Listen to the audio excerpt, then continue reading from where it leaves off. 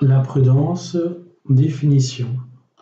C'est une vertu morale et surnaturelle qui incline notre intelligence à choisir, en toutes circonstances, les meilleurs moyens pour atteindre nos fins en les subordonnant, c'est-à-dire dépendre, obéir, à notre fin dernière.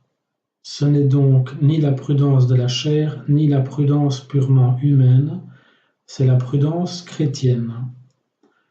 Ce n'est pas la prudence de la chair. Celle-ci nous rend ingénieux à trouver les moyens d'atteindre une fin mauvaise, à satisfaire nos passions, à nous enrichir, à parvenir aux honneurs.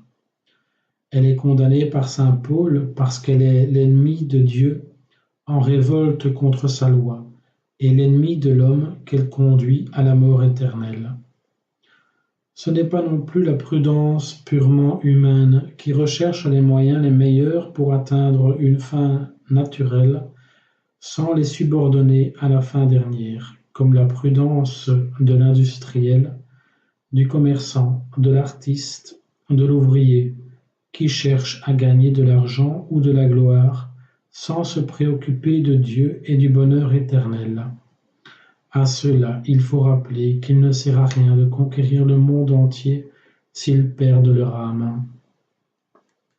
C'est la prudence chrétienne qui, s'appuyant sur les principes de la foi, ramène tout à la fin surnaturelle, c'est-à-dire à Dieu connu et aimé sur terre et possédé dans le ciel.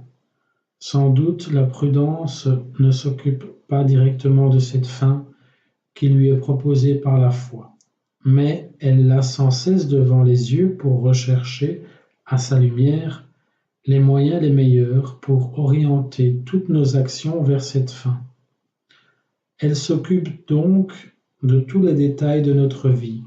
Elle règle nos pensées pour les empêcher de s'égarer en dehors de Dieu. Elle règle nos intentions pour éloigner ce qui pourrait en corrompre la pureté.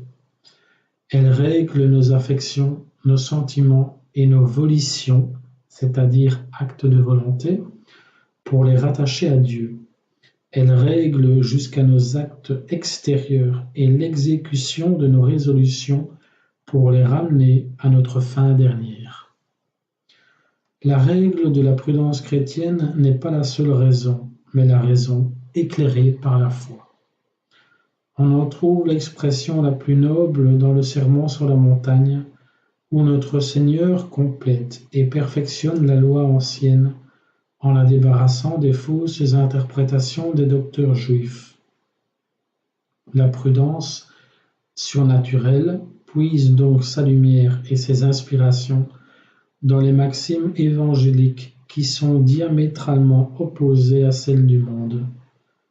Pour en faire l'application aux actions de chaque jour, elle s'inspire des exemples des saints qui ont vécu conformément à l'Évangile et des enseignements de l'Église infaillible qui vient nous guider dans les cas douteux. Ainsi nous sommes moralement certains de ne pas nous égarer. Par ailleurs, les moyens qu'elle emploie sont non seulement des moyens honnêtes, mais des moyens surnaturels, la prière et les sacrements, qui, multipliant nos énergies pour le bien, nous font arriver à de bien meilleurs résultats.